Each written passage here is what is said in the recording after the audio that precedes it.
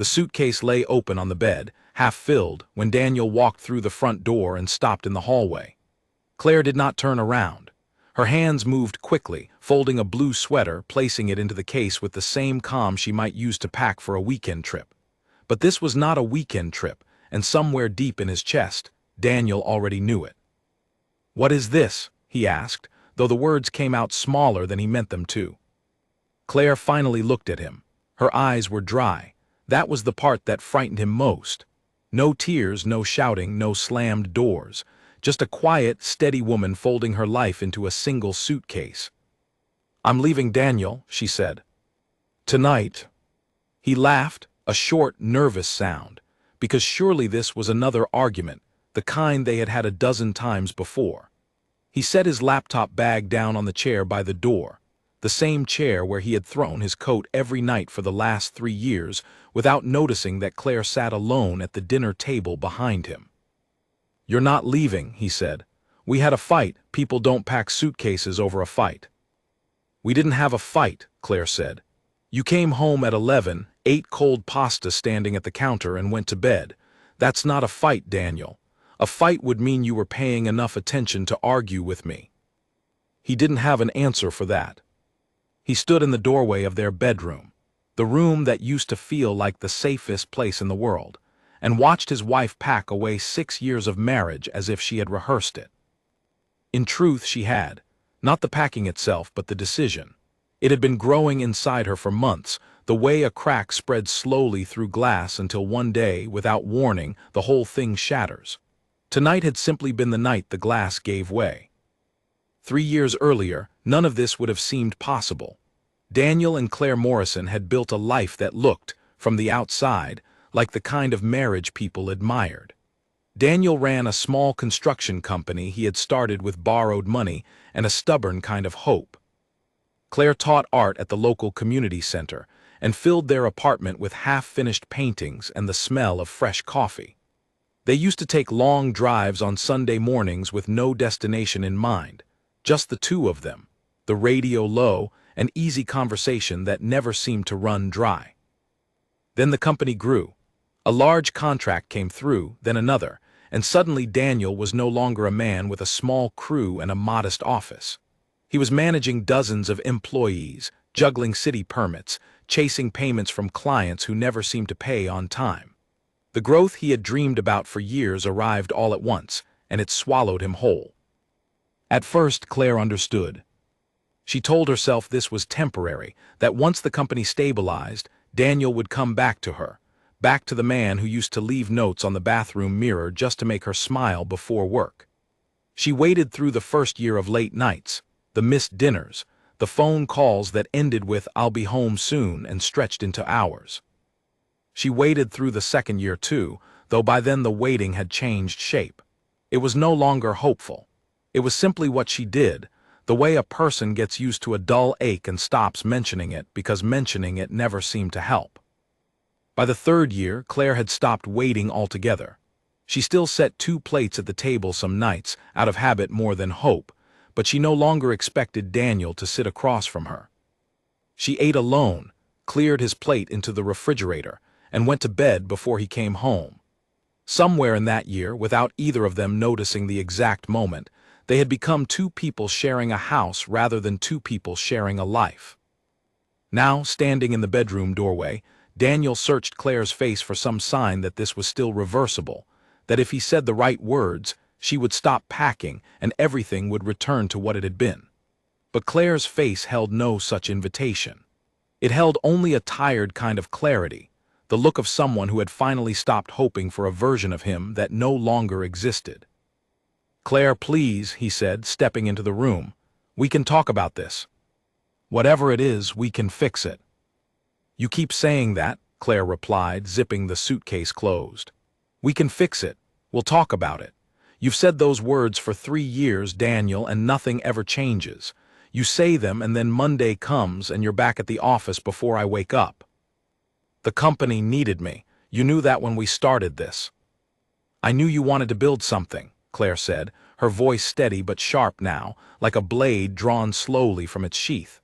"I never agreed to disappear so you could build it." There's a difference, Daniel, between working hard and forgetting you have a wife. He opened his mouth to argue, to remind her of the mortgage payments, the new truck for the crew. The reasons he told himself justified every missed anniversary and every forgotten phone call. But the words dried up before he could speak them, because somewhere behind his ribs, a small and honest voice was telling him that none of those reasons would matter to her anymore. They hadn't mattered for a long time. Claire lifted the suitcase off the bed and set it upright on the floor. She looked around the bedroom one last time, at the framed photograph on the dresser from their wedding day, at the closet where her side had already been half emptied earlier that afternoon while he was still at a job site he could not even remember the name of now.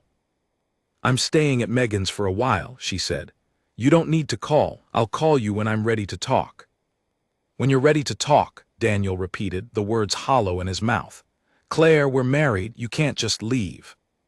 For the first time that night, something flickered across Claire's face, not anger, but something closer to grief. "I've been gone for a long time, Daniel," she said softly. "You just never noticed.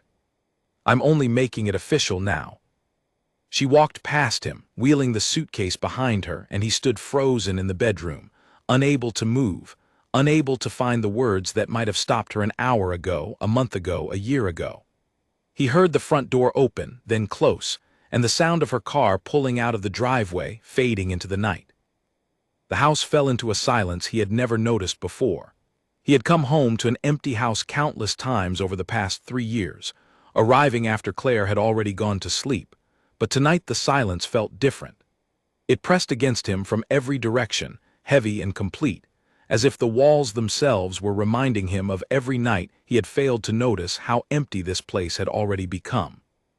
He walked slowly through the rooms, past the kitchen where 2 plates used to sit at the table, past the small studio space in the spare room where Claire's easel stood with an unfinished painting still resting on it, a landscape she had started months ago and never returned to. He touched the edge of the canvas without really knowing why, as if some part of him hoped the paint might still be wet, might still hold some trace of the woman who had stood there hoping he would come home in time to see it. In the living room, he sat down on the couch they had bought together in their 2nd year of marriage, back when every purchase felt like a small celebration of the life they were building. He stared at his phone, Claire's name sitting motionless in his contacts, and for a long moment he simply held it in his hands, unsure of what he could possibly say that would undo 3 years of silence in a single message. He did not call her that night. He told himself it was because she asked for space, but the truth, quieter and harder to admit, was that he did not yet know what he would say. He had spent 3 years believing that providing for Claire was the same as loving her, that the house, the car, the growing company were proof enough of his devotion. It had never occurred to him, not once in 3 years, that Claire had never needed proof. She had needed him. The photograph on the dresser caught his eye through the open bedroom door, the 2 of them laughing on their wedding day, Claire's head tilted back, his arm around her waist, both of them certain that whatever came next, they would face it together. He walked over and picked it up, running his thumb slowly across the glass. He did not sleep that night.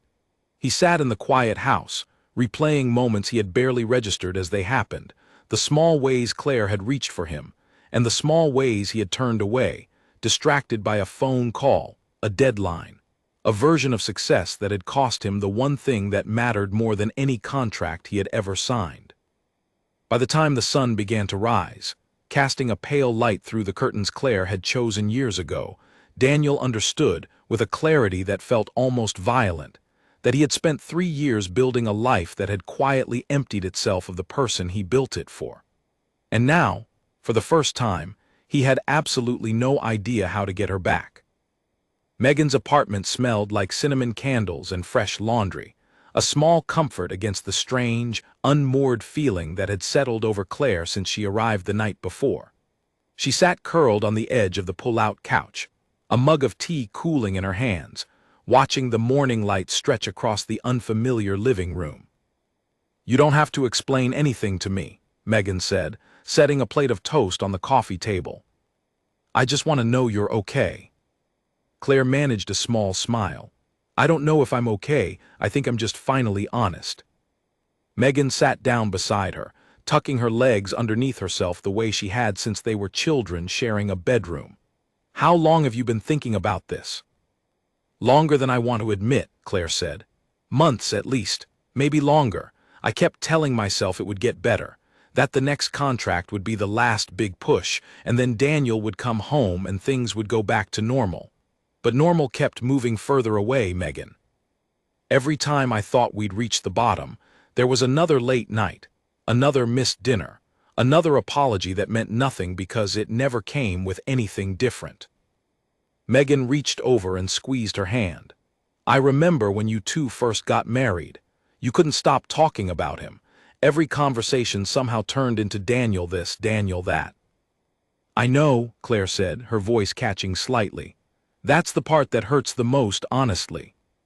Not that he changed, exactly, but that I watched it happen and told myself it was temporary for so long that I forgot what it felt like to be really seen by him."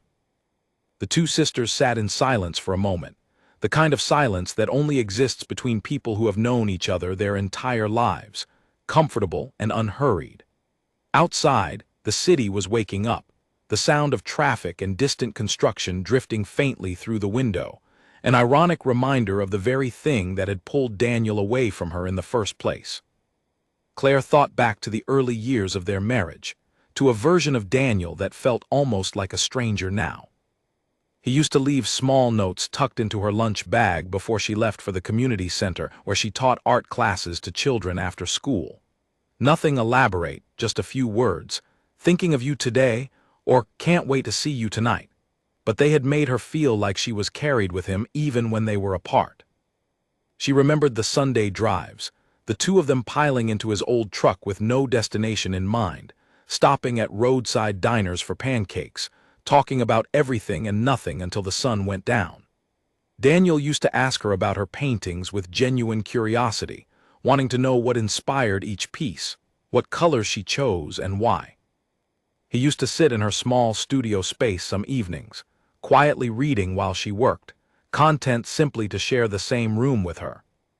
Somewhere between the second and third year, all of that had faded, replaced by the low hum of his phone buzzing at all hours, the sound of his truck pulling into the driveway long after dark, the sight of him falling asleep on the couch still wearing his work boots because he was too exhausted to make it to the bedroom. "Do you think he'll try to fix it?" Megan asked gently, breaking the silence. Claire shook her head slowly. "I don't know. Part of me hopes he will, if I'm honest.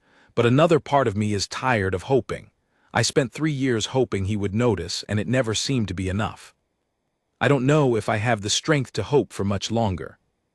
"You don't have to figure that out today," Megan said.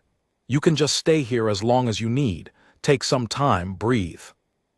Claire nodded, grateful for her sister's steady presence, the same steadiness that had anchored her through every difficult chapter of her life, from their parents' own rocky marriage growing up to the loss of their father 5 years ago.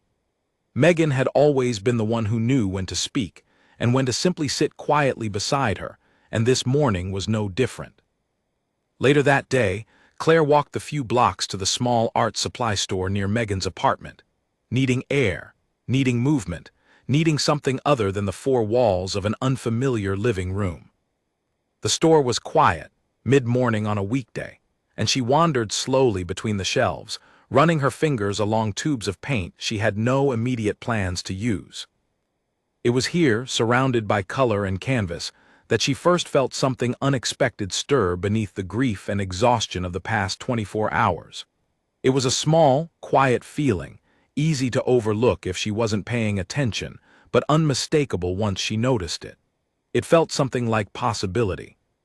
She picked up a set of watercolor pencils she had been eyeing for months, but had never allowed herself to buy, always telling herself there wasn't enough time to use them properly, not with the chaos of her life at home, the late nights waiting up for Daniel, the exhaustion of carrying a marriage that had begun to feel like a weight rather than a partnership.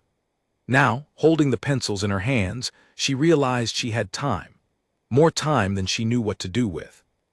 She bought the pencils and a fresh sketchbook, and on her walk back to Megan's apartment, she found herself noticing small details she might have overlooked before. the pattern of shadows cast by the trees lining the street, the particular shade of orange in the awning above a corner bakery, the way an elderly man fed pigeons on a park bench with slow, deliberate care. These small observations, the kind that used to fuel her art before life became too crowded for noticing, felt like old friends returning after a long absence.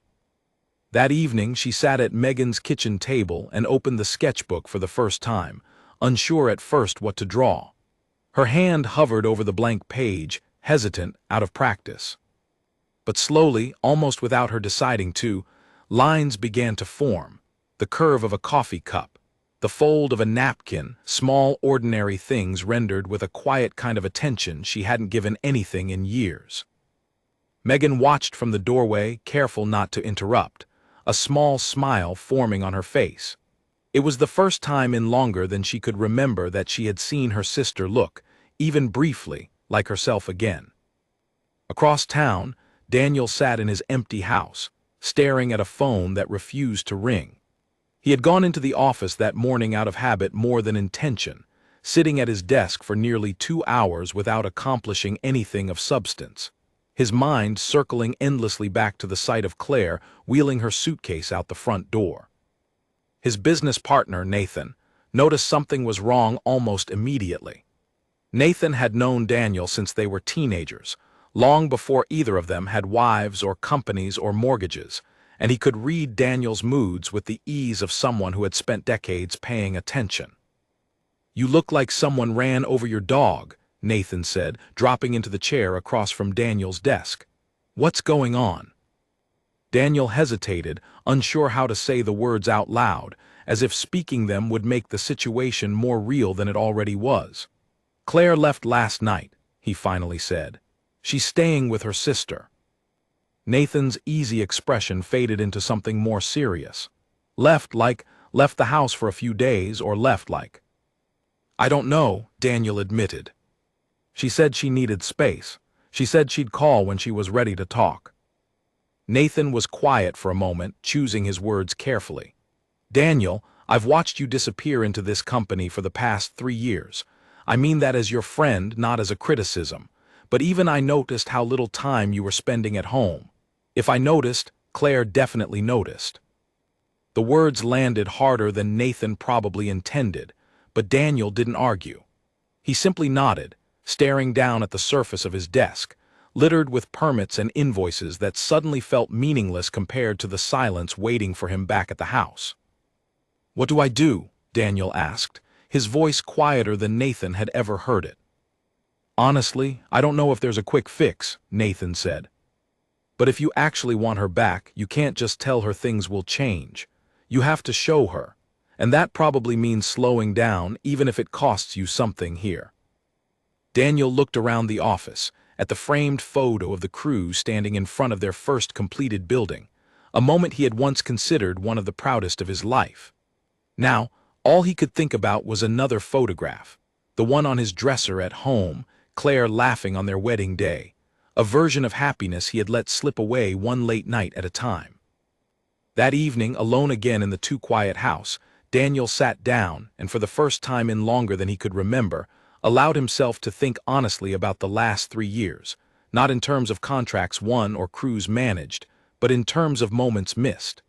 Birthdays celebrated without him, dinners eaten alone, a wife who had stopped waiting for him to notice her, because noticing had become a luxury he had stopped affording her. He picked up his phone and began to type a message to Claire, then deleted it. He tried again and deleted that too. Nothing felt adequate. Every version sounded like the same empty promises he had made a dozen times before, promises he had broken almost as quickly as he made them. Finally, he set the phone down without sending anything at all. He understood, with a clarity that felt both painful and necessary, that words alone would not be enough this time. If he wanted any chance of repairing what he had broken, he would have to prove it, not through a message sent in a moment of desperation, but through actions sustained over time, the very thing he had failed to give Claire for the past 3 years. For the first time since she had walked out the door, Daniel allowed himself to feel the full weight of what he stood to lose, not just a marriage, but the person who had once made every ordinary day feel like something worth celebrating. And somewhere beneath the grief, a quiet resolve began to take shape, fragile but real, the first genuine step toward becoming a man his wife might one day choose to trust again. 2 weeks passed before Claire finally agreed to meet Daniel, and even then, she chose the place carefully. A quiet coffee shop halfway between Megan's apartment and the house they had once shared, neutral ground where neither of them could claim the comfort of home advantage. Claire arrived early, sitting at a small table near the window, watching the street outside rather than the door, unwilling to let Daniel see her waiting for him the way she had waited for him so many nights before. When he walked in, she noticed immediately how tired he looked, dark circles beneath his eyes, his shoulders carrying a weight that seemed heavier than exhaustion alone. Some small part of her wanted to feel satisfaction at the sight, proof that he was finally suffering the way she had suffered in silence for years. But mostly, she just felt tired herself, the kind of tiredness that came from caring about someone for so long that even their pain still mattered to her, despite everything. "Thank you for coming," Daniel said, sitting down across from her, his hands folding together on the table as if he needed somewhere to put them. "I said I'd talk to you," Claire replied. "I meant it." He nodded, glancing down at the table before looking back up at her. "I've been thinking about what you said, that night before you left, about how I kept promising things would change and nothing ever did." "You remember that?" Claire said, not quite a question. "I remember all of it," Daniel said. "Every word. I've barely thought about anything else since." Claire studied him carefully, searching for the familiar pattern, the practiced apology, the promise dressed up as change. But something in his voice sounded different this time, less like a man trying to smooth over a problem and more like a man genuinely reckoning with what he had done. "I'm not asking you to fix everything today," Daniel continued. "I know that's not how this works. I just wanted you to know that I've started seeing a counselor twice a week. I've also started cutting back my hours at the company. Nathan's taking on more of the site management, so I'm not out at every job every single day." Claire's expression remained guarded, though something behind her eyes flickered with cautious interest. "Why now, Daniel? Why not 3 years ago when I asked you to slow down the first time, or the second time, or the 10th time?" The question hung in the air between them, and Daniel didn't rush to answer it, understanding that whatever he said next mattered more than almost anything he had said to her in years. "Because I was afraid," he finally admitted. "I know that's not a good enough reason, but it's the honest one. I grew up watching my father struggle financially, watching him work himself into the ground and still barely keep the lights on. When the company started growing, some part of me became terrified that if I slowed down for even a moment, it would all collapse, and I would end up just like him. I told myself I was doing it for us, for our future. But somewhere along the way, I stopped checking whether you actually wanted that future, or whether you just wanted me." Claire's eyes glistened, though she blinked the tears back before they could fall. She had waited years to hear something resembling this kind of honesty from him, and now that it had finally arrived, it felt strange, almost disorienting to receive it. "I wanted you," she said quietly. "I never needed the bigger house or the new truck or any of it. I needed you to come home and actually be present when you did. I needed you to remember my birthday without Megan reminding you. I needed you to ask me about my day and actually listen to the answer instead of checking your phone halfway through." "I know," Daniel said. "I know that now. I think some part of me always knew it, but I kept telling myself there would be time to make it up to you later. Later, once this contract was finished. Later, once the company stabilized. I kept moving the goalpost, and every time I did, I lost a little more of you without even noticing." They sat in silence for a moment, the noise of the coffee shop continuing around them, oblivious to the quiet reckoning taking place at their small table by the window. Claire wrapped her hands around her cup, letting the warmth seep into her palms, considering everything Daniel had said. "I'm not moving back in," she said finally. "Not yet. Maybe not for a long time. I need to see if this is real, Daniel. Not because you said the right words today, but because you show up differently, again and again, even when it's hard, even when there's no one watching to make sure you follow through. That's fair, Daniel said. I don't expect you to trust this right away. I wouldn't trust it either if I were you. Claire allowed herself a small, tired smile, the first genuine one she had offered him in longer than either of them could remember. I've started painting again, she said, changing the subject slightly, testing the waters of an ordinary conversation, the kind they used to have so easily before everything grew complicated. I bought a new sketchbook. I've been drawing every day since I left. Daniel's face softened at that, something like relief passing over his features. I'm glad, he said, and he meant it, though a quiet ache accompanied the gladness, the recognition that her healing was happening entirely without him, in a life she was building on her own terms. What have you been drawing? He asked. Small things mostly, coffee cups, the park near Megan's building. An old man who feeds pigeons every morning at exactly 8 o'clock, like it's the most important appointment of his day. She paused, then added, I forgot how much I missed it. Painting, I mean. I used to think I'd stopped because I was busy, but really, I think I just stopped believing I had anything worth saying. You always had something worth saying, Daniel said. I just wasn't around enough to hear it. They talked for nearly 2 hours that afternoon, longer than either of them expected, moving slowly through years of accumulated silence, not resolving everything, not even coming close, but beginning, for the first time in a long while, to actually see each other again. When they finally stood to leave, Daniel didn't ask for a hug or a promise of another meeting. He simply thanked her for coming and told her he would keep going to counseling, keep cutting back his hours, keep trying, whether or not she ever decided to come home. Claire watched him walk to his truck in the parking lot, and for the first time since the night she left, she allowed herself to feel something other than exhaustion and grief. It wasn't hope exactly, not yet, but it was something close to it, a small crack of light in a door she had believed, until today, was permanently closed. Over the following weeks, a new rhythm began to take shape, tentative and careful. Daniel continued attending counseling twice a week, and slowly, painfully, he began to understand patterns in himself that stretched back further than his marriage, further even than the growth of his company. He learned to recognize the anxious voice inside him that equated worth with productivity, the voice that had convinced him, for years, that loving Claire well meant working himself to exhaustion on her behalf, rather than simply being present with her. His counselor, a calm and direct woman named Grace Whitfield, asked him one afternoon a question that lodged itself in his mind for days afterward.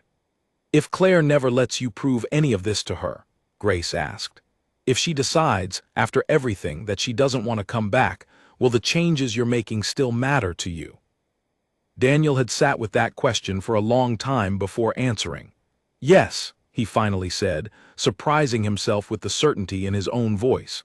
I think they have to. Because if I only do this to win her back, and not because I actually believe it's who I should be, then I'll just end up right back where I started the moment things get difficult again. Grace had nodded, satisfied with the answer, though she reminded him gently that understanding something in a counseling session and living it out consistently in daily life were two very different challenges, and the real test would come in the small, unremarkable moments no one else would ever witness. Those small moments arrived more often than Daniel expected. He began leaving the office at a reasonable hour most days, even when a part of him itched to stay later, to chase one more task, close one more deal. He called his mother more often, something he had neglected during the busiest years of building the company, and found himself surprised by how much he had missed her voice, her steady presence, a reminder of the kind of person he wanted to become again. He also began reaching out to Claire, not with pressure or demands, but with small, ordinary gestures. A text checking in on how her art classes were going.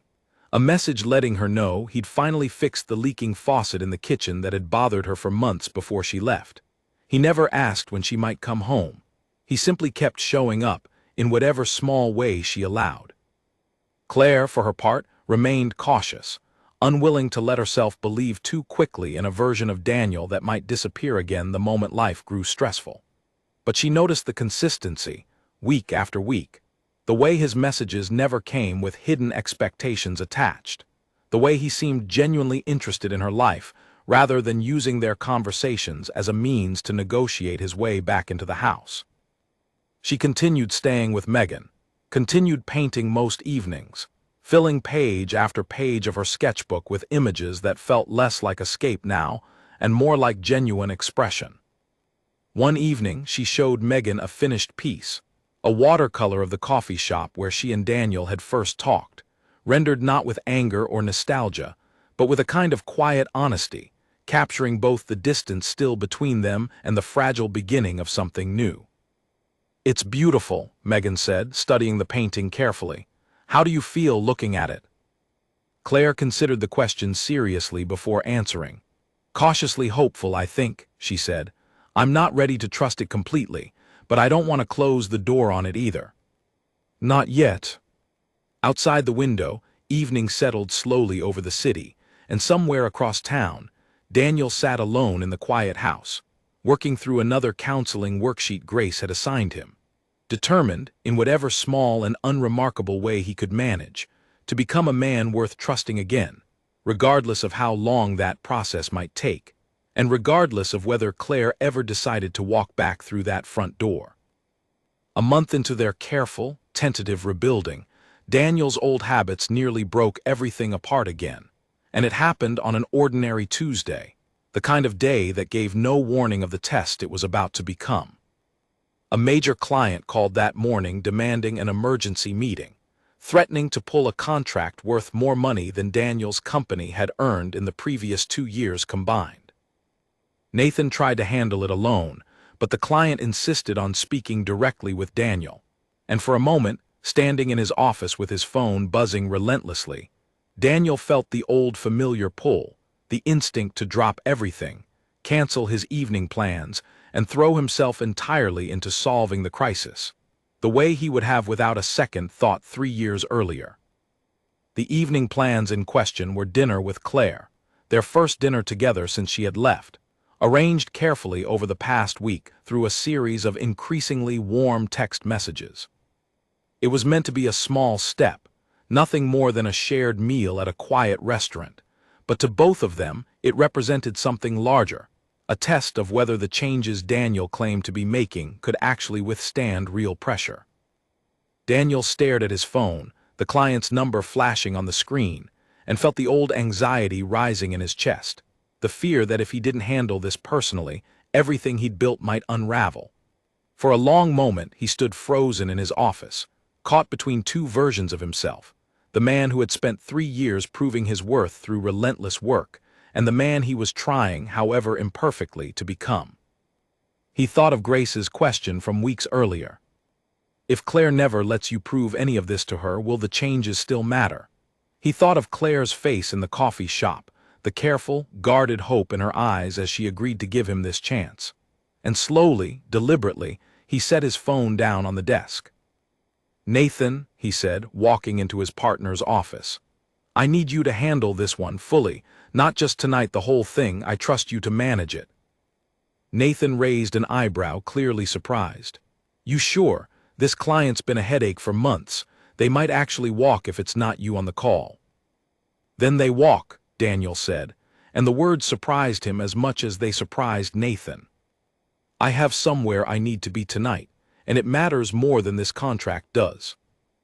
Nathan studied his friend for a long moment, then nodded slowly, something like respect passing across his face. "All right," he said. "I've got it. Go." That evening, Daniel arrived at the restaurant 15 minutes early, choosing a table near the window, the same instinct that had guided Claire weeks earlier at the coffee shop, wanting to see her arrive rather than have her wonder if he would show up at all. When Claire walked in, she paused briefly at the sight of him already seated, waiting, and something in her expression softened slightly before she crossed the room to join him. "You're early," she said, sitting down across from him. "I didn't want to keep you waiting," Daniel said. "Not tonight. Not ever again, if I can help it." Claire studied him carefully, noting the sincerity in his voice, though she said nothing about it directly, still cautious about extending trust too quickly. They ordered dinner, and the conversation flowed more easily than either of them expected, touching on Claire's art classes, a new mural project she was helping her students design for the community center, and Daniel's slow, ongoing work with Grace, the patterns he was learning to recognize in himself. Midway through dinner, Daniel's phone buzzed in his pocket. He glanced at it briefly, saw Nathan's name on the screen, and without hesitation, silenced it and returned his full attention to Claire. "You don't need to check that," Claire asked, watching him carefully, an old wariness flickering in her eyes. "Nathan's handling something for me tonight," Daniel said. "A big client threatened to walk today. 3 years ago, I would have dropped everything, canceled on you, and spent the whole evening on the phone trying to save the contract." "And tonight?" Claire asked. "Tonight I told him I trust him to handle it," Daniel said. "Because I do, and because being here, actually here with you, matters more to me than any contract ever could. I know that probably sounds like something I would have said before and not meant, but I need you to know I mean it now." Claire was quiet for a moment, turning her water glass slowly on the table, considering his words carefully before she spoke. "It's not that I don't believe you mean it right now," she finally said. "It's that I've watched you mean things before in the moment, and then let the pressure of the next crisis pull you right back into old patterns. I need to see this hold up over time, Daniel, not just tonight." "I understand," Daniel said. "I'm not asking you to trust me completely yet. I know that has to be earned slowly and probably a lot slower than I'd like. I just wanted tonight to be one small piece of evidence, one night where I chose differently." They finished dinner slowly, lingering over dessert longer than necessary, neither of them eager to end the evening. When they finally stepped outside into the cool night air, Claire hesitated near her car, looking back at Daniel with an expression he hadn't seen from her in years, something tender beneath the caution. "Thank you for tonight," she said, "for choosing this, for choosing me even when it would have been easier to choose the contract." "I should have been choosing you for the last 3 years," Daniel said quietly. "I can't get that time back. But I can keep choosing you now, every day, for as long as it takes for you to believe it." Claire didn't respond right away, but she offered him a small, genuine smile before getting into her car, and Daniel stood in the parking lot long after her taillights disappeared down the street, feeling, for the first time in weeks, something that resembled genuine hope rather than mere determination. The following morning, Daniel learned that the client had in fact walked away from the contract, choosing a competing company instead. Nathan delivered the news carefully, watching Daniel's reaction, expecting frustration or regret. But Daniel simply nodded, absorbing the loss without the old panic that would have gripped him a few months earlier. "We'll survive it," Daniel said. "We've survived worse. And honestly, Nathan, I think last night was worth more to me than that contract ever could have been." Nathan smiled, clearly relieved to see this steadier version of his friend beginning to take shape. "You really have changed," he said. "I wasn't sure I'd ever see it, honestly. You were so deep in this thing for so long, I worried you might not know how to come back out." "I almost didn't," Daniel admitted. "I think if Claire hadn't left, I might have kept going the same way for years, telling myself I was doing it for us, never noticing how much it was actually costing us. Sometimes it takes losing something to finally see what you had." Over the following weeks, this pattern continued, Daniel making small, consistent choices that favored presence over ambition, favored Claire over the endless pull of the company he had once believed could only grow through relentless personal sacrifice. He learned slowly that Nathan was more capable than he had ever given him credit for, that the business could survive, even thrive, without Daniel personally overseeing every detail. Claire, meanwhile, continued her own quiet process of healing, watching Daniel's consistency build week after week, allowing herself, in small and careful increments, to believe that this version of him might actually be permanent. She still lived with Megan, still kept a careful distance, unwilling to rush back into a life that had once cost her so much of herself. But the distance between them had begun to feel less like a wall and more like a bridge slowly being rebuilt, plank by careful plank, strong enough, she hoped, to eventually hold the full weight of whatever came next. Spring arrived slowly that year, the kind of gradual thaw that seemed to mirror the careful, unhurried progress unfolding between Daniel and Claire. 3 months had passed since the night she left, and though she still had not moved back into the house, their dinners together had become a regular occurrence, once a week, then twice, each one adding another small layer to the fragile trust they were rebuilding. It was during this season that Claire's mother, Grace Bennett, a sharp and observant woman who had watched her daughter's marriage unravel from a careful distance, finally decided to speak her mind. She invited Claire to lunch on a Saturday afternoon, choosing a small cafe near the community center where Claire taught, and waited until they had ordered before broaching the subject directly. "I'm not going to pretend I haven't noticed you seeing Daniel again," her mother said, stirring sugar into her tea with deliberate care. "I just want to understand what you're thinking, sweetheart, after everything he put you through." Claire considered the question seriously before answering, aware that her mother's concern came from genuine love rather than judgment. "I'm not rushing back into anything, Mom," she said. "I promise you that. I'm watching him very carefully. But I also owe it to myself, and honestly to him too, to see if the changes are real before I decide anything for certain." "And if they're not real?" her mother asked gently. "If this is just another phase, and in 6 months he's back to disappearing into that company again?" "Then I'll know," Claire said simply, "and I'll have my answer. But I don't think I could live with myself if I closed the door completely without giving him an honest chance to show me who he's actually becoming. I loved him for a long time before things fell apart, Mom. I think I owe both of us the truth of what comes next, whatever that turns out to be." Her mother studied her for a long moment, something like reluctant respect passing across her face. "You've always been more patient than me," she said. "Your father and I never learned how to do what you're doing now. We just kept hurting each other quietly until there was nothing left to save."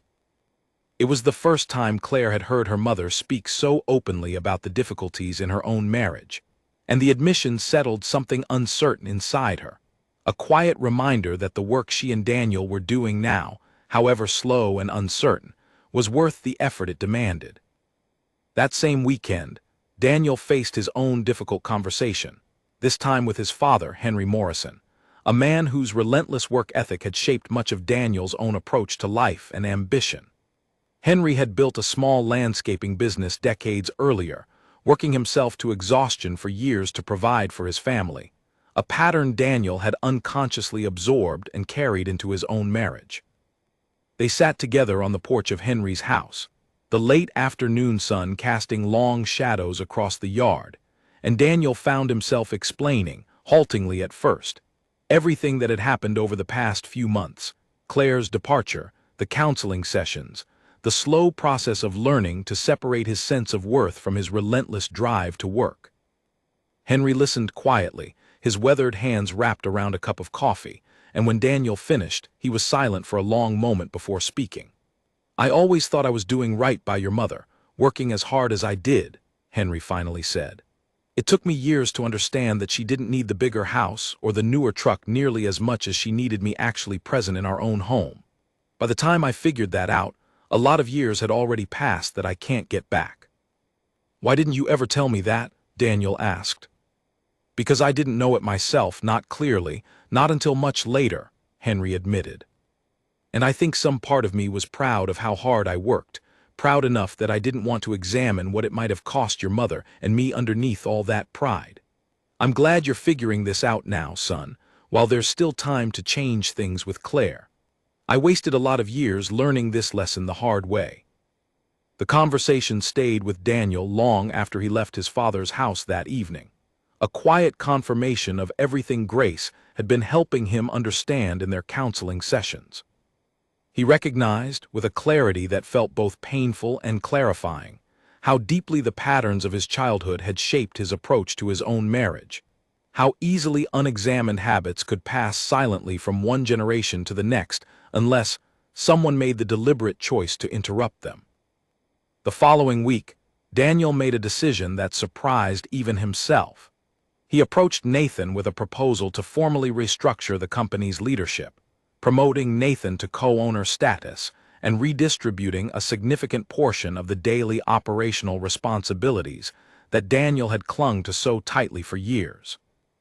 It was not an easy decision, financially or emotionally, but it represented something Daniel had come to understand deeply over the past months. That his relentless need to control every aspect of the business had never actually been necessary, only habitual, a comfortable distraction from confronting his own fears. Nathan was stunned by the offer. "You built this company, Daniel. Are you sure you want to give up that much control?" "I built it, but I nearly lost everything that actually matters trying to hold on to it too tightly," Daniel said. "I trust you, Nathan. I always have, honestly, I just wasn't willing to admit it before, because admitting it meant I'd have to slow down and face parts of myself I'd rather have ignored." The restructuring took several weeks to formalize, but the effect on Daniel's daily life was immediate and significant. For the first time in years, he found himself with genuine free time, evenings and weekends that were not immediately consumed by some looming deadline or crisis. At first, the unfamiliar stillness felt almost uncomfortable, a quiet reminder of how completely work had once filled every available space in his life. But slowly he began to fill that space differently, with counseling homework, with long walks he took alone to process his thoughts, and increasingly with time spent alongside Claire. One Saturday afternoon in early April, Daniel invited Claire to the community center to see the mural project her students had been working on for months. She hesitated slightly before agreeing, still cautious about blending the different parts of her healing life, but ultimately decided that showing him this piece of her world felt like a reasonable step forward. The mural, painted across an entire wall of the center's main hallway, depicted a vibrant, sprawling scene of the neighborhood itself: children playing in a park, an elderly man feeding pigeons on a bench, a bakery with a bright orange awning, small details that Claire had clearly guided her students toward with careful, deliberate attention. Daniel stood in front of it for a long moment, taking in the scope and detail of the work. "You did this," he said quietly. "I mean, obviously your students painted it, but this vision, this is entirely you." "I helped them see what was already around them," Claire said.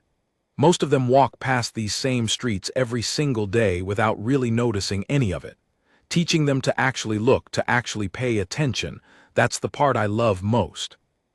Daniel was quiet for a moment, studying the mural before he spoke again, his voice carrying a weight of genuine reflection. "I used to walk past you the same way, I think, every single day, without really noticing what was right in front of me. I'm sorry it took losing you to finally learn how to pay attention."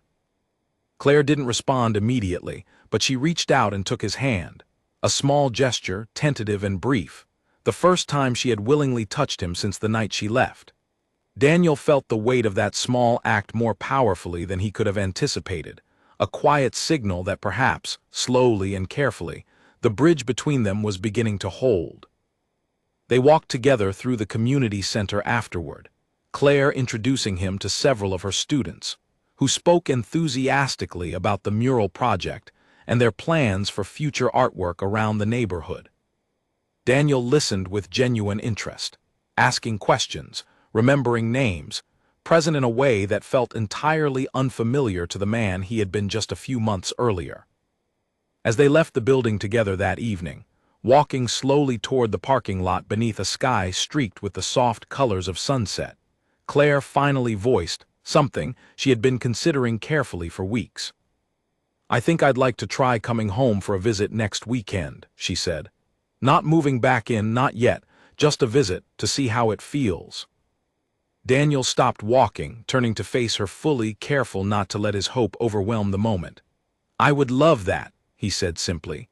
"Whatever pace you need, Claire, I meant what I said before.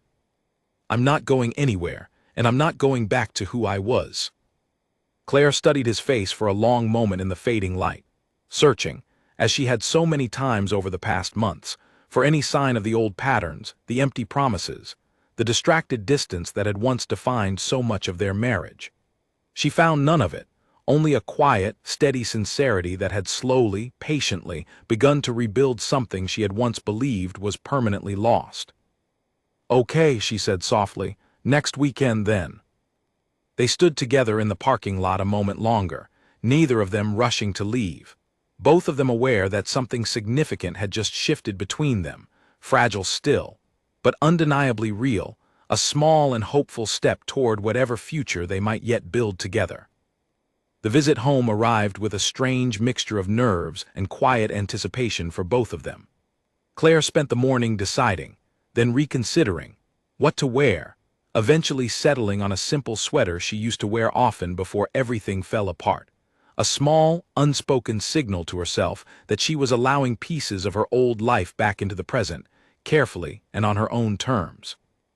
Daniel spent the same morning cleaning the house from top to bottom, not out of any performance for Claire's benefit, but because he had genuinely let too many small things slide during the loneliest weeks after she left, and he wanted the space to feel cared for again, the way it once had when they built it together. He found himself pausing in the spare room where her easel still stood, the unfinished landscape painting exactly where she had left it months earlier. He considered moving it, then decided against it, understanding that it wasn't his place to disturb something that belonged entirely to her. When Claire arrived that afternoon, she stood in the doorway for a long moment before stepping inside, taking in the familiar space with an expression Daniel couldn't quite read.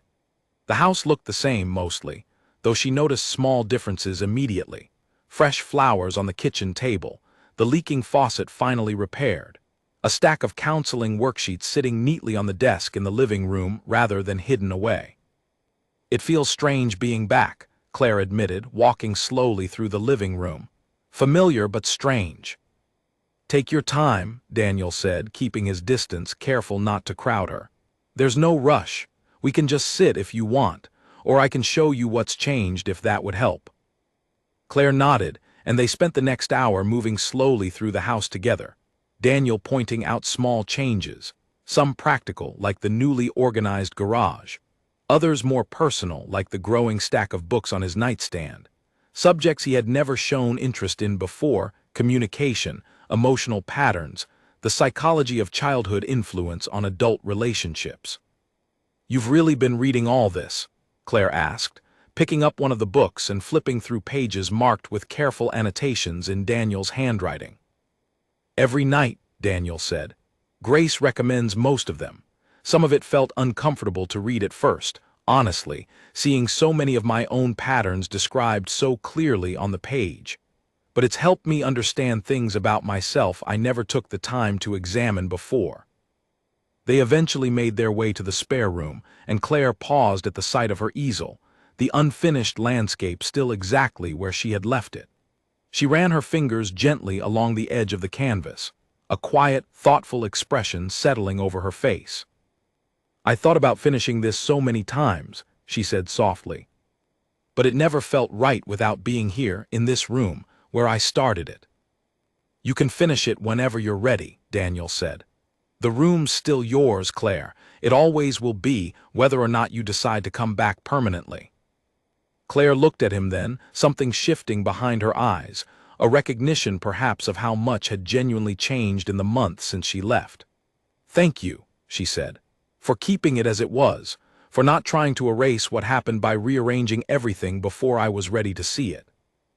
They spent the rest of the afternoon in the kitchen, cooking dinner together for the first time in longer than either of them could remember.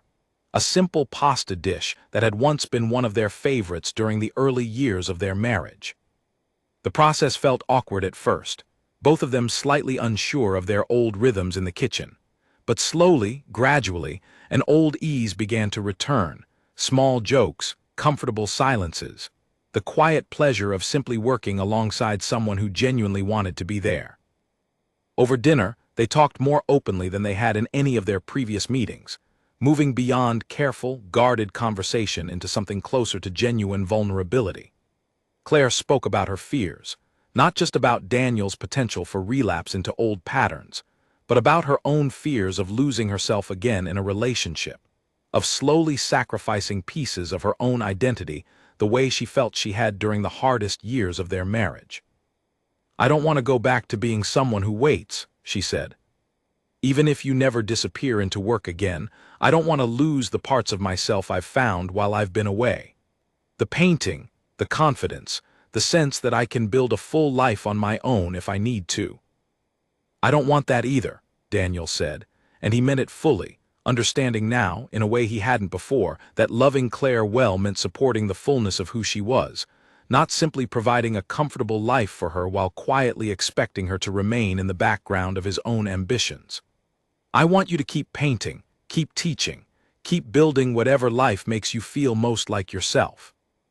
I don't ever want you to feel like coming back to me means giving any of that up." Claire studied him for a long moment, weighing his words carefully against the months of consistent action she had witnessed since their first conversation at the coffee shop.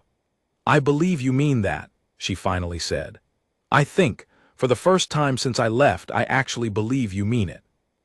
After dinner, they sat together on the back porch, watching the evening settle slowly over the yard, neither of them rushing to fill the comfortable silence between them. Claire eventually leaned her head against his shoulder, a small, natural gesture that neither of them had planned, and Daniel remained perfectly still, unwilling to disturb the fragile, hopeful quiet of the moment. "I'm not moving back in tonight," Claire said softly. "I still need more time, but I think I'd like to keep doing this, visits like today, more often if that's all right with you." "That's more than all right," Daniel said. "Whatever pace you need, Claire, I'm not in a hurry anymore. I spent 3 years rushing toward things that didn't actually matter. I can be patient now, for as long as it takes, if it means eventually getting this right."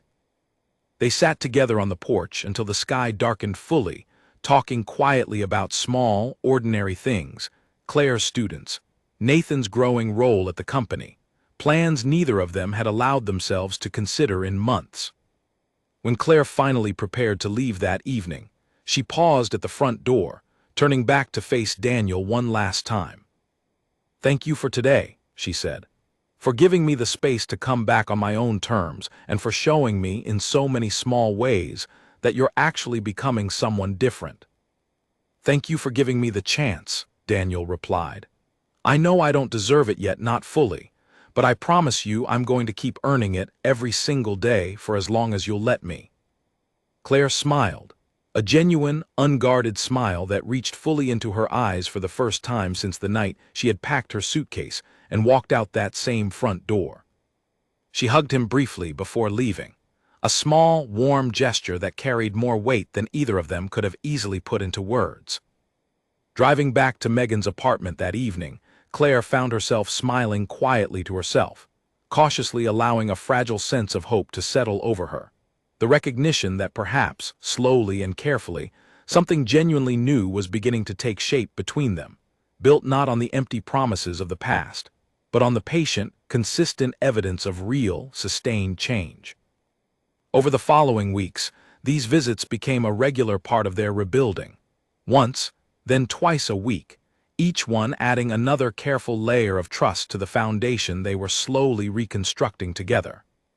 Claire finished the unfinished landscape painting during one such visit, working quietly in the spare room while Daniel sat nearby reading, content simply to share the same space with her, exactly as he used to years earlier, before the company and the endless hours had pulled him so completely away from the life they had built together. Megan's engagement dinner took place on a warm evening in early summer, nearly 10 months after the night Claire had first arrived at her sister's apartment with a single suitcase and a heart full of uncertainty. The occasion brought together family and close friends from both sides, a celebration of Megan's engagement to a quiet, thoughtful man named Ryan Ellis, whom she had been dating for just over a year. Claire arrived early to help with preparations, and Daniel arrived separately later that evening, an arrangement that still felt natural to both of them, a reminder of how far they had come without erasing the careful independence Claire had built for herself over the past months.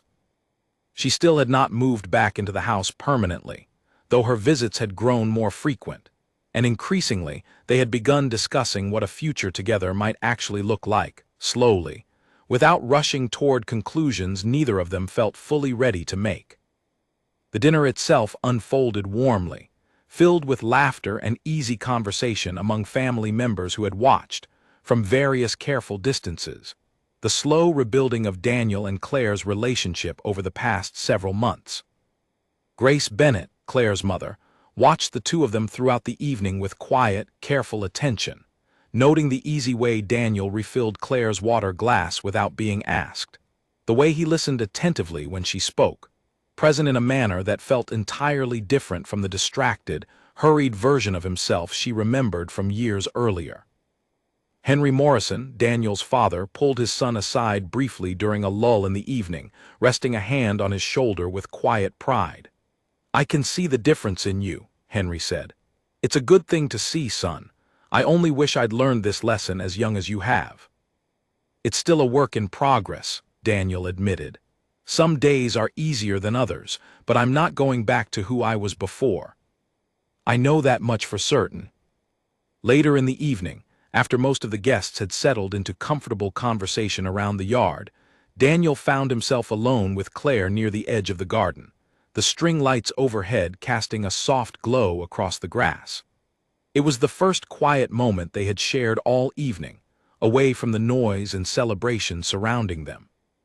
"It's strange," Claire said, watching Megan laugh with Ryan across the yard. "A year ago I couldn't have imagined standing here with you like this, feeling this calm about it." "I think about that too," Daniel admitted. "How different things could have turned out if you hadn't left when you did. I don't think I would have changed on my own, Claire. I needed to lose you to finally understand what I was actually losing." Claire considered his words carefully, then turned to face him fully. "I've been thinking a lot about what comes next," she said.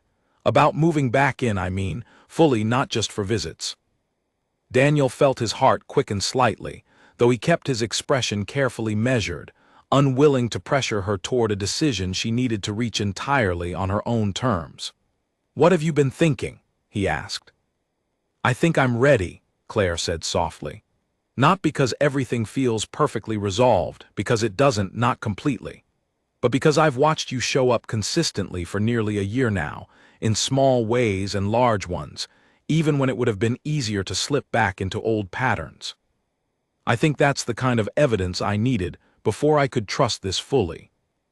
Daniel was quiet for a moment, absorbing the weight of her words, careful not to let his relief and joy overwhelm the seriousness of the moment. "I want you to know," he said, "that even if you decided you needed more time, or even if you decided this wasn't something you wanted at all, I would have understood.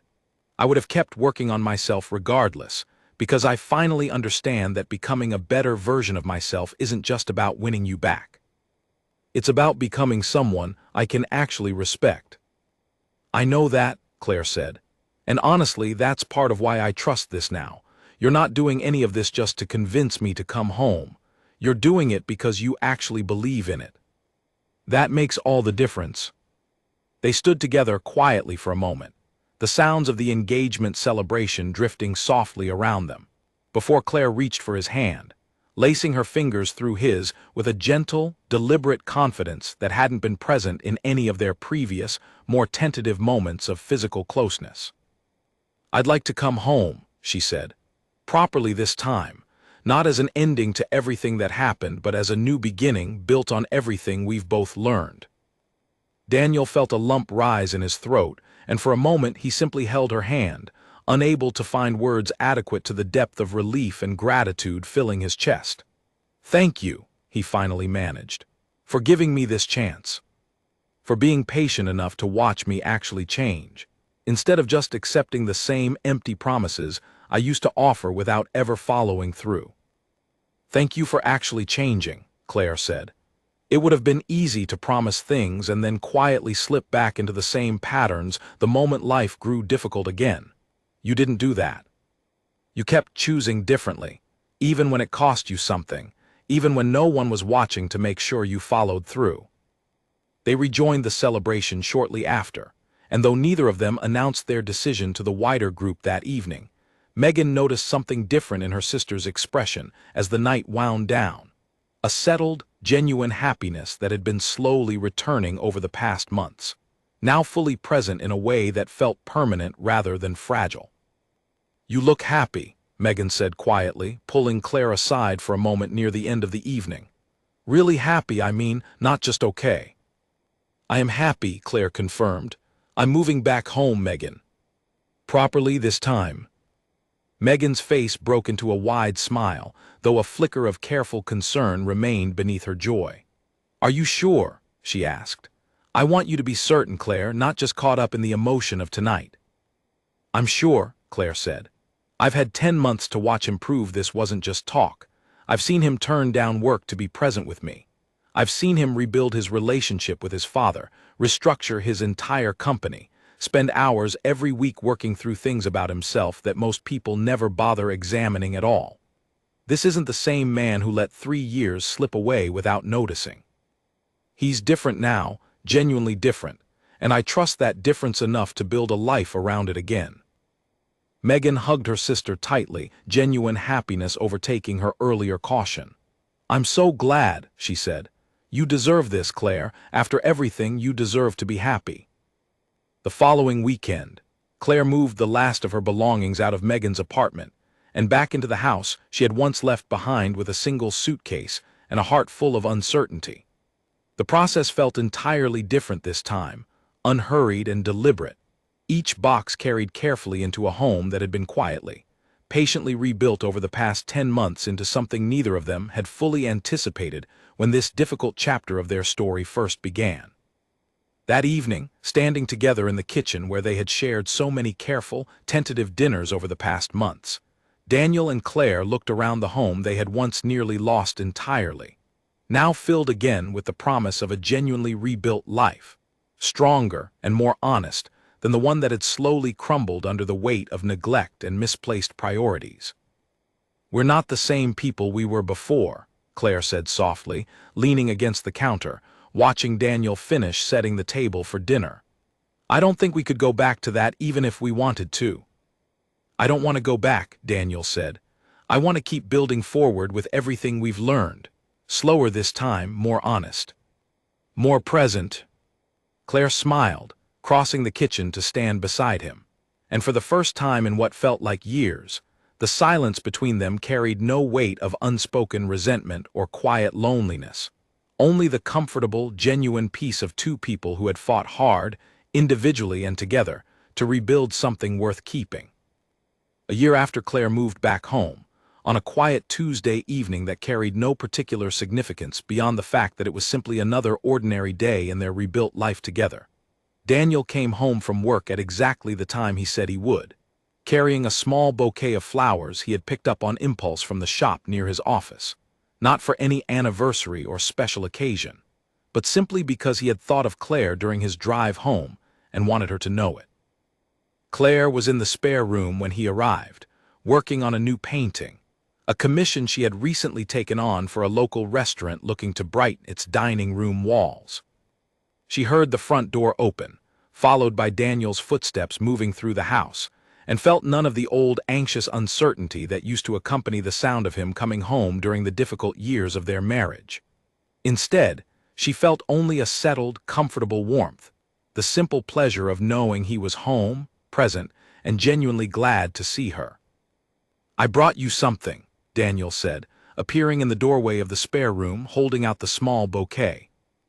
Claire set down her paintbrush and smiled, taking the flowers from him. "What's the occasion?" she asked, though her tone carried genuine curiosity rather than the old suspicion that used to accompany unexpected gestures during their most difficult years. "No occasion," Daniel said. "I just thought of you today and I wanted you to know it, that's all." It was a small moment, unremarkable in almost every way, and yet it carried within it the full weight of everything they had rebuilt together over the past year and a half. Gone were the missed dinners, the forgotten anniversaries, the quiet loneliness that had once defined so much of their marriage. In their place stood something steadier, built not on grand gestures or dramatic promises, but on the accumulated evidence of countless small choices, made consistently, day after day, long after the initial crisis that had nearly ended everything.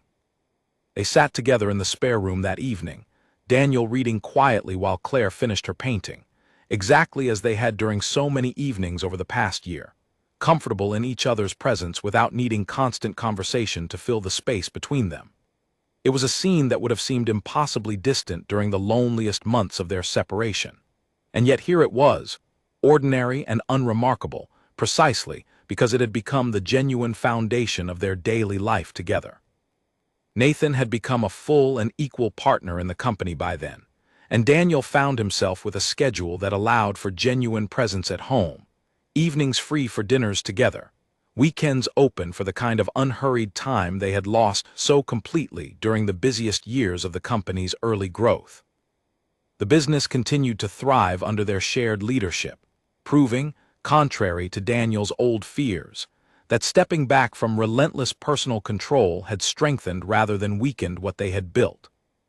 Claire's art had flourished as well during this rebuilt season of their life. The mural at the community center had led to several other commissions throughout the neighborhood, and she had recently begun teaching an evening class for adults alongside her regular work with children, sharing her renewed passion for painting with an entirely new group of students eager to rediscover their own creative voices.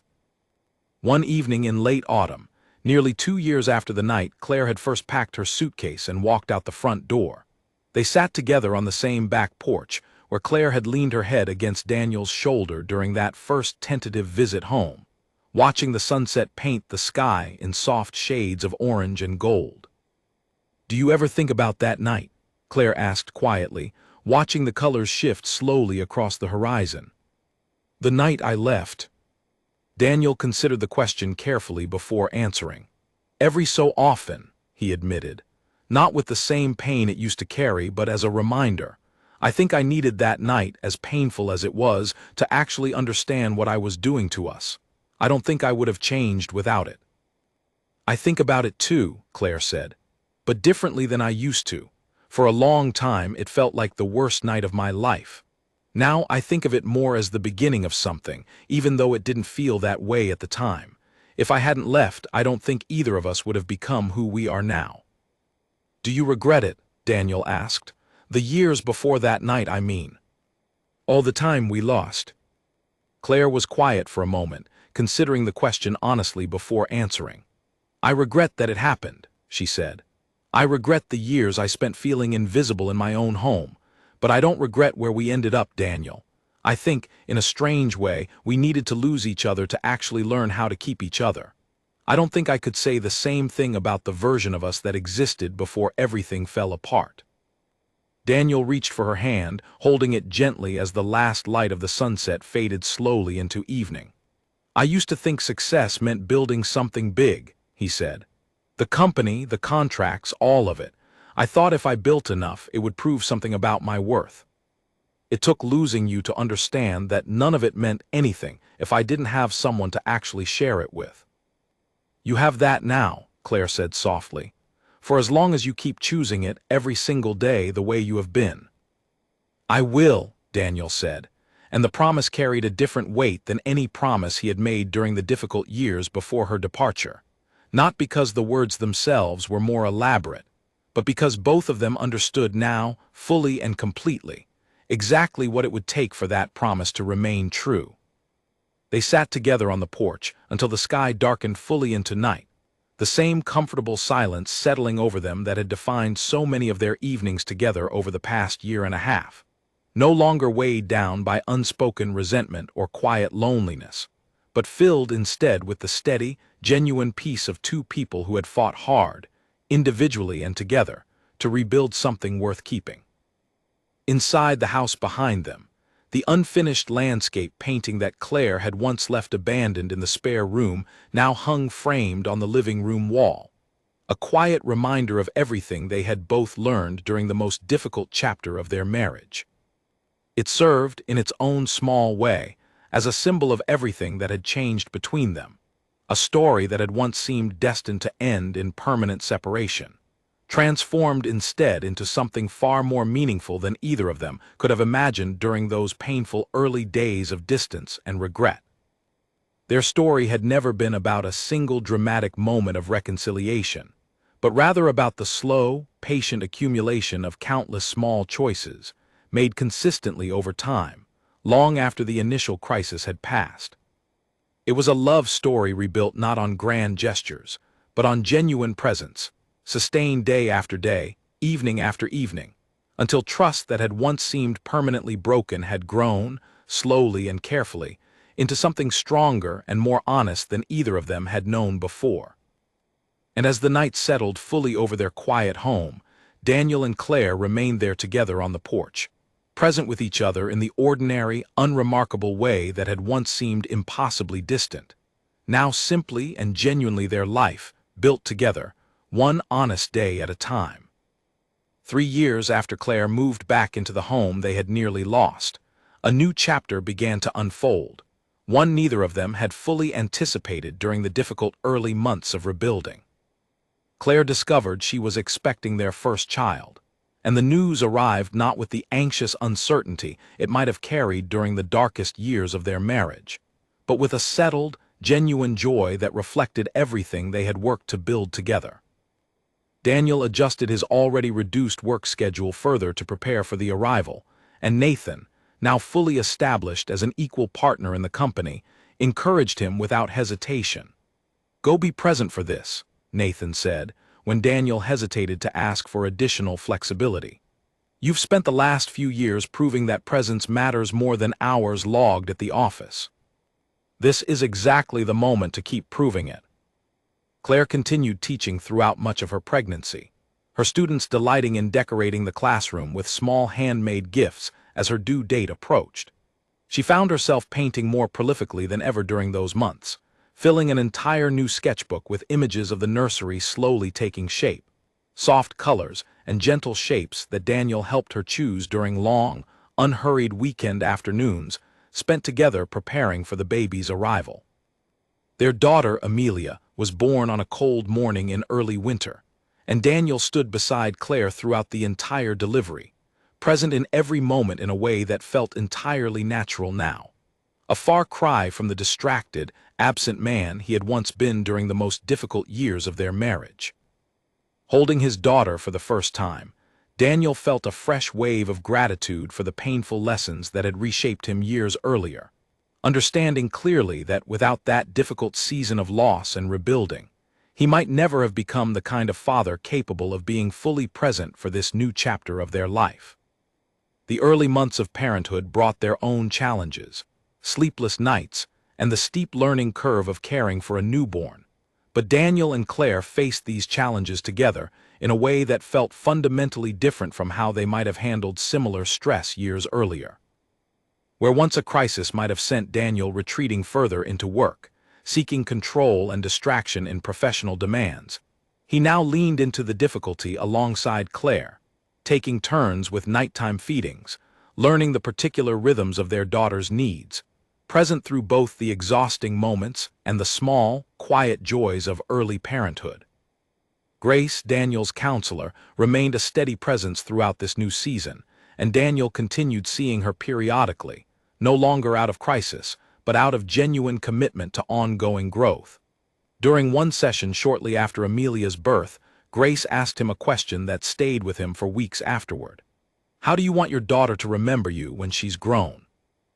Daniel considered the question carefully, thinking of his own father, of the years Henry had spent working himself to exhaustion before finally understanding what mattered most. "I want her to remember me as present," Daniel finally said, "not as someone who provided everything except the one thing that actually mattered. I want her to know what it feels like to have a father who's actually there." This intention shaped countless small decisions in the years that followed. Daniel made a point of being home for dinner nearly every evening, of attending every school event as Amelia grew older, of protecting weekends as sacred family time regardless of whatever pressures arose at the company.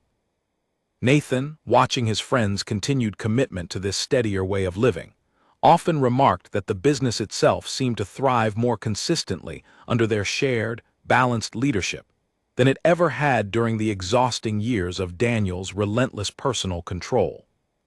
Claire, meanwhile, continued growing her own creative career alongside motherhood, eventually opening a small gallery space near the community center where she still taught, showcasing not only her own work, but also pieces created by her students over the years.